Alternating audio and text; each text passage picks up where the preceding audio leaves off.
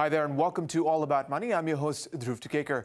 This week we're going to be focusing on fishing here in Asia, more specifically in the East and South China Seas, because that's the focus of a report which was recently released on the industry and its overexploitation of commercial fish populations in those areas. It found that if business as usual fishing practices continue at their present rate, especially under an extreme climate change scenario, we could see a drop in 90% of these species by weight in the South China Sea alone, as well as annual losses in the billions of US dollars for fisheries.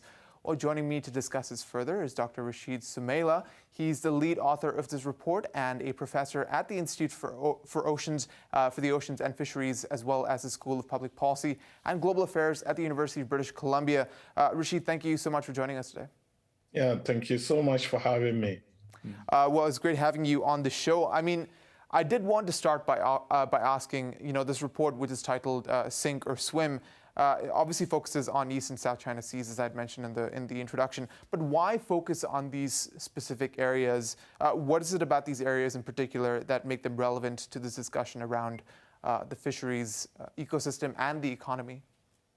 Yeah, these two ecosystems actually are very important large fishing grounds of the world. The two together are probably the largest fishing grounds if you take out Peru and anchovies, right? So it's very important. And many countries actually are connected to these systems, the East China Sea and South China Sea. So you have many countries depending on this for food security, for jobs, for economics. So these are solidly important sources of fish for consumption. How would you describe the current fishing practices in these two areas? Because some might look at the findings of this report and wonder whether perhaps there haven't been any improvements over so many years in terms of regulating this industry and making sure that these practices or aggressive fishing practices aren't happening. How would you describe them currently? At the moment, they are not in good shape, especially the South China Sea. That is much more in a worse state than the East China Sea, and there are many reasons that this is the case. We can talk about that. So we see overfishing, and combining the overfishing with climate change together really makes this a serious situation that needs serious action from regulators and managers, and also from the industry, because really this is more about the industry too, because so many people depend on this for income. It's an economic entity, it provides food, and so we need to keep it going.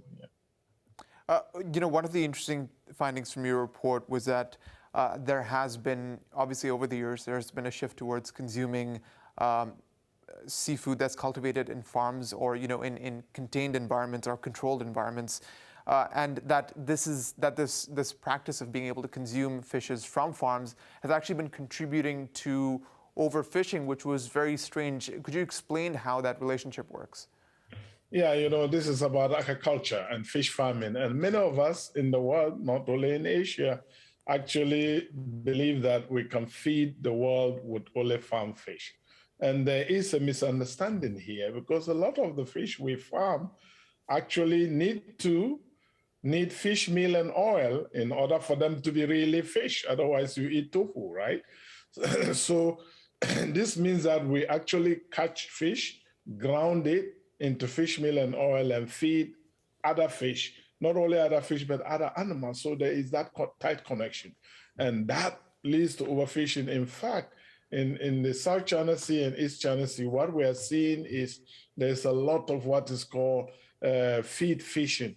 So that you target small fish, juvenile fish, get a lot of them, sell them cheaply, ground them, and give them to pigs and fish, which is actually depriving us the food, because if these fish were to mature, that will really provide more food, and also they will sell for higher prices. So this is really undermining the economics and the ecology of the systems. So agriculture, except you do it wisely, as always, there are some agriculture that are vegetarian. They don't need fish meal and oil, and they can add really the quantity of fish we can consume.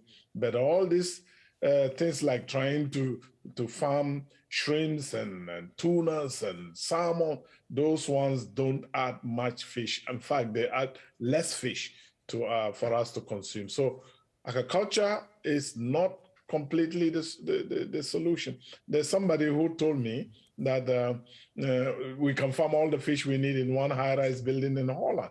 And this is amazing. This is just thinking as if the high-rise building will give you the input and also consume all the waste you create. No, they don't do that. We connect to nature at the end of the day. So there is too much agriculture over optimism. I think we need to temper that and make it more real.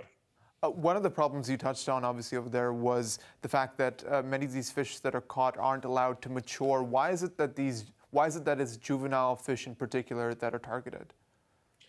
Yeah, because if you are targeting this to turn it into fish meal, then the quality of the fish and the quantity of the fish, the size of the fish is not important to them. Actually, the smaller it is, the easier it is to ground them, right? So for the entities doing this, for them it's economically okay. They make their profit, but it's at a huge loss for the whole system, economically and ecologically. Therein lies the problem, actually. And something I personally never thought of when it came to, countries agreeing on how best to tackle this problem is the fact that, fish also have migratory patterns. So it's not just one country or one jurisdiction's problem, which in retrospect now makes a lot of sense. But when you put it in that perspective, it kind of makes the need for a multilateral agreement all the more acute. And that's something you've also mentioned in your report. Absolutely. I mean, I like to say that fish don't need visa to go from one country to water to the other. They go where they go. So they're very mobile, very migratory. And so when you take the East China Sea or South China Sea, the fish moves from one country's waters to the other. So to be able to really manage this, you need to think multilaterally. You need to work together.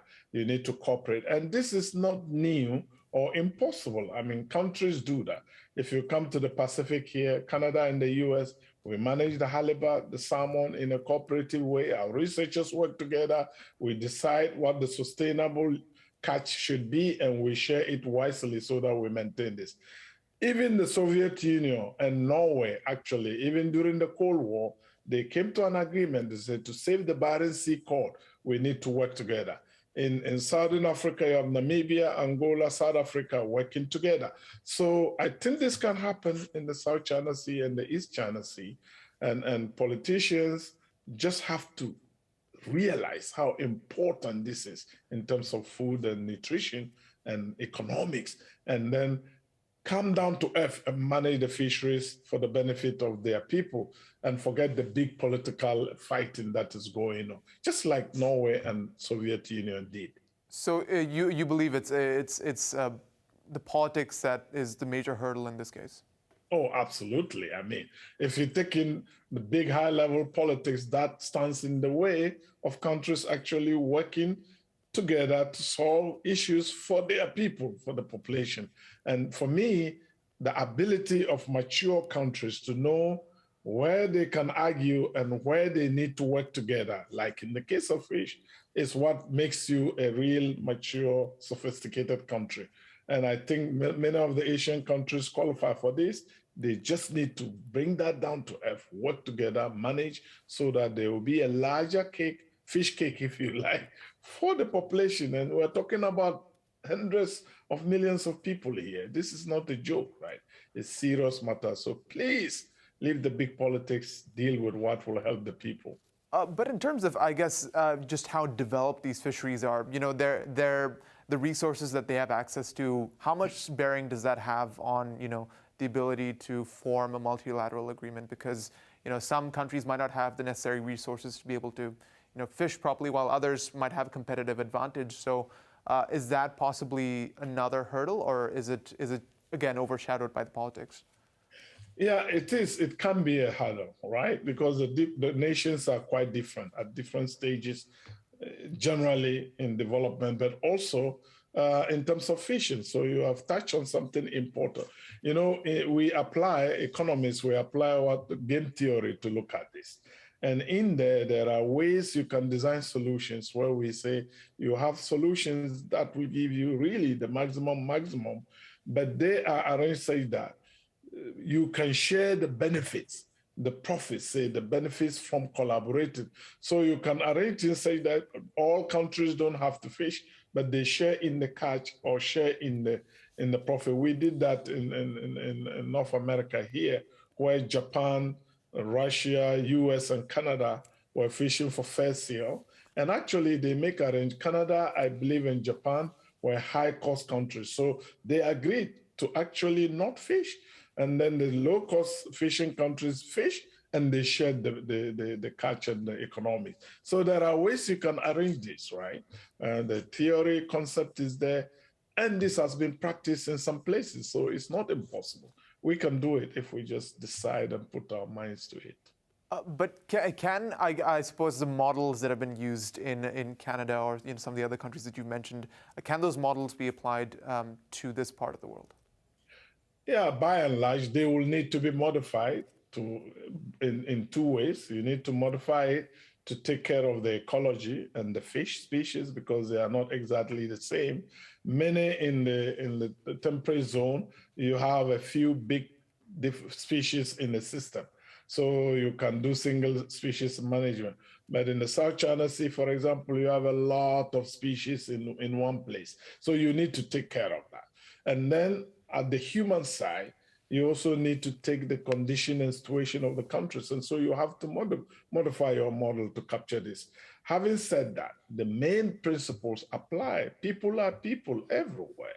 So yes, they can work, but you have to take local conditions into account, and the models are flexible enough to do that. Rashid, we obviously have a lot more to get to, but do stay with us. We'll be right back. Thank you.